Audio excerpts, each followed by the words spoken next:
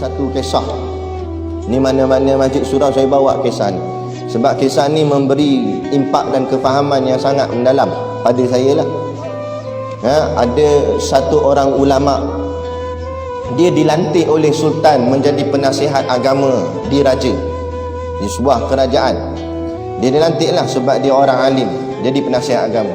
Dan dia diberilah, orang cakap apa, kehebatan-kehebatan duniawi, pangkat, gaji yang tinggi, nak dapat rumah, dapat kenderaan, siap apa semua lengkap. Jadi penasihat raja takkan lekeh-lekeh, dapat semua kehebatan-kehebatan. Akhirnya satu hari sultan memanggil dia, "Wahai ulama, mari ke sini." Ulama ni pun datang. Kata sultan, "Tolong jawab 3 soalan daripadaku. Iaitu aku nak tahu yang pertama apa itu dunia, yang kedua apa itu akhirat, dan yang ketiga apa itu iman." 3 soalannya, bukan banyak, bukan sampai 30. 3 soalannya. Aku nak tahu apa tu dunia, apa tu akhirat, dan apa tu iman. Tetapi dengan syarat aku nak jawapan tu pendek sahaja. Tak nak panjang lebar syarah dia. Jawapan mesti pendek. Dan jawapan yang pendek tu pula aku faham, kata sultan. Yang ni yang payah Kalau jawab dan faham, ghalibnya nak bagi faham mana boleh jawab pendek. Kebiasaannya nak bagi faham kena syarah yang panjang. Tapi masalah sekarang sultan kata dia tak nak jawapan panjang-panjang. Dia nak jawapan pendek je, dan dia nak dia faham. Allah, payah. Akhirnya pening ulama ni. Dah kali tak boleh nak jawab, sultan panggil dia. Dah sehari dah aku tunggu jawapan daripadamu, tak ada jawapan. Gini dah, aku bagi tempoh seminggu, 7 hari. Kalau lepas minggu ni kamu tak jawab juga soalan ni, maka segala yang kerajaan bagi kat kamu akan aku rampas mula. Pangkat ambil balik, gaji ambil balik, rumah ambil balik, kenderaan semua ambil balik. Jadi ulama ni mula risau sebab dia dah, orang cakap apa, dah hanyut dengan keseronokan dunia. Dia dah sonok dengan dunia, maka dia risau dunia ni akan hilang, pangkat dia ni akan hilang. Akhirnya dia keluar daripada istana dan dia cari ulama-ulama yang lain untuk nak tanya soalan ni. Mana tahu ada ulama lain yang boleh berikan pada dia jawapan. Dia pergilah jumpa, pergi pondok mana pondok sini, jumpa tok guru ni, jumpa tok guru ni. Dia pun alim dah, dia pun tok guru ke, ulama besar ke. Tak, tapi sebab nak jawapan yang ringkas. Rata-rata ulama lain semua jawab panjang-panjang lebar. Dia kata tak boleh, sultan nak jawapan pendek. Ulama yang lain jawab, mana boleh. Kalau jawab pendek nanti tak faham. Jawapan mesti panjang lebar. Tak boleh, dia kata. Sultan nak jawapan pendek ke? Akhirnya buntu dia. Macam mana dia nak jawab depan sultan? Akhirnya semakin hari semakin berlalu. Sampailah hari yang terakhir, hari last. Malam ni, esoklah dah. Kalau esok tak jawab juga, segala akan dirampas. Jadi dia pun termenung hari tu. Tengah hari dia duduk di bawah sepohon pokok waktu tengah hari, lebih kurang.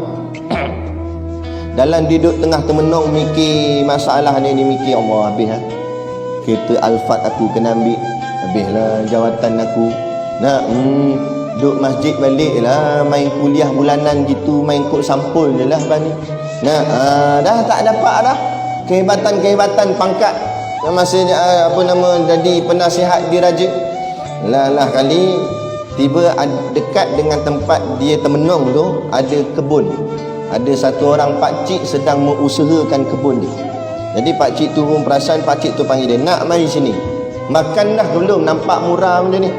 Dia kata, "Tak makan lagi." "Macam mana nak makan? Saya ni dibelenggu dengan masalah yang sangat besar." Dia kata, "Kalau gitu ginilah, makan dengan saya." Jadi dia ajak, pakcik tu ajak ulama ni makan. Pakcik ni tak kenal ulama ni, dia makan sekali. Dalam duk makan tu, ulama ni pun terdetik fikiran dia. Cuba aku tanya pakcik ni, mana tahu dia boleh jawab. Dia pun sambil-sambil makan, dia kata, "Pakcik, saya dah buntu idea dah ni. Saya ni ada masalah. Ada orang, dia tak mengakukan depan pakcik tu bahawa dia ni penasihat agama. Cuma dia katalah saya ni ada masalah. Ada orang tanya saya 3 soalan. Dia nak jawapan tu pendek dan ringkas. Saya tanya habislah ulama-ulama lain, semua jawab panjang lebar. Jadi saya tak kira lah siapa saya jumpa, saya tanyalah. Termasuk pakcik, tak apalah, tukang kebun pun tukang kebun lah. Jadi saya nak tanya pakcik, Nah, yang pertama, apa itu dunia? Yang kedua, apa itu akhirat? Dan yang ketiga, apa itu iman? Pakcik ni jawab ni. Pakcik dia kata, Allah, ingat soalan payah sangat. Kacang goreng je, soalan ni senang, kata dia. Bukan payah sangat, senang je. Nah, kalau senang apa dia pakcik? Maka pakcik ni jawab, dunia itu ialah apa saja yang kamu akan tinggalkan. Tu dunia. Jawapan dia pendek je, tapi betul. Dia kata makna dunia, apa saja yang kamu ada dan yang kamu ada tu akan kamu tinggalkan. Tu dunia. Pangkat kamu akan tinggalkan, harta kamu akan tinggalkan, rumah kereta kamu tinggalkan, termasuk bini dan anak-anak kamu pun. Kamu mati, kamu akan tinggalkan mereka. Itulah semua dunia bagi kamu. Dia kata pakcik ni. Betul lah, dia kata. Kemudian dia tanya soalan kedua pakcik, apa tu akhirat? Maka pakcik ni kata, akhirat adalah apa-apa yang kamu nak bawa ke alam sana. Tak kira lah apa pun. Apa saja yang kamu nak bawa ke sana, itulah panggil akhirat.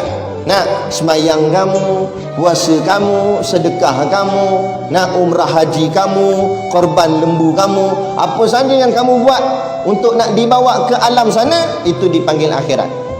Betul lah dia kata. Jawapan pendek. Inilah aku nak jawab kat Sultan nanti. Sonok dah dia. Sebab 2 soalan dah terjawab. Daripada 7 hari tadi tak boleh jawab, ni dapat dah. Nah, setelah kali dia kata, soalan ketiga pakcik, apa itu iman? Pakcik tu kata ginilah, aku nak makan ni. Jadi soalan 3 aku tangguh. Bahasa nanti aku jawab. Sekarang kita makan dulu, makan kita semayang zuhur. Sabarlah nak, dia kata. Tak apalah, dia ni sanggup tunggulah sebab nak dapat jawapan. Tunggu. Mayang zuhur, pakcik tu selesaikan kerja dia kat kebun. Habis masuk waktu asar, nak mayang asar. Lepas mayang asar, teruslah dia ni kata, pakcik, apa jawapan yang ketiga, soalan ketiga? Pakcik kata nak jawab lepas asar. Dalam waktu tu, pakcik ni dia ada bela beberapa ekor anjing. Anjing yang digunakan untuk jaga tanaman. Dalam Islam, anjing kita bela untuk jaga kebun dibenarkan. Yang diharamkan anjing yang kita bela untuk main dalam rumah. Itu baru malaikat tak masuk rumah, kan? Tapi sakat jaga kebun boleh. Jadi pakcik ni dia ada anjing yang jaga kebun. Jadi anjing tu pula waktu tu tengah makan sisa-sisa makanan yang depa makan masa zuhur tadi. Kan depa makan nasi tadi, jadi tinggal tulang-tulang, baki-baki makanan tu longgok kat tempat sampah, anjing tu makan situ. Jadi kata pakcik ni, nak, kalau kamu nak jawapan yang ketiga, apa itu iman, syaratnya kamu kena makan dengan anjing tu. Jadi termenung, dia ni ulama, orang yang sangat alim. Dia pun menung, dia kata, mana boleh makan? Anjing ni najis mughalazah, najis berat. Kalau aku makan dengan dia, aku makan dengan najis. Najis mughalazah, najis berat. Kalau najis ringan boleh tahan kira, ni dah lah najis berat pula tu. Hui, payah ni. Tapi kalau aku tak makan, habislah duniaku. Pangkat aku kena rampas, jawatan aku kena ambil, rumah kita aku kena ambil. Hui, lagi masalah dia kata. Nak tak nak kena makan lah. Dia pun berlari kat tempat anjing tu untuk makan dengan anjing. Belum sempat dia tekah tulang dekat anjing tu, datang pakcik ni tarik kola dia ke atas. Pakcik ni kata, wahai anak, inilah dia iman. Orang kalau ada iman, dia sanggup hilang segala pangkat jawatan dunia dia demi nak menyelamatkan iman dia, kerana takut melanggar perintah Allah. Tapi orang kalau tak ada iman, dia sanggup hilang iman dia dan dia buat apa yang Allah larang kerana nak selamatkan dunia dia. Inilah dia, termenung ulama tu. Pada hadir ulama dah. Tapi bila dalam hati melekat hubbud dunia, cinta dunia, inilah yang Nabi kata, hubbud dunia ra'sun kulli khati'ah. Cinta dunia kepala segala kejahatan. Kalau ulama pun boleh tertewas dengan dunia, apatah lagi kita orang biasa. Sebab tu jaga-jaga.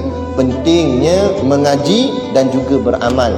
Jangan hanya mengaji tapi tak beramal, jadi macam ulama tadi. Ilmu banyak, tapi bila orang suruh langgar hukum Allah, langgar sanggup sebab dunianya. Jadi kita nak mengaji, berilmu, dan kita amalkan, dan kita membelakangkan dunia dan mendepankan akhirat.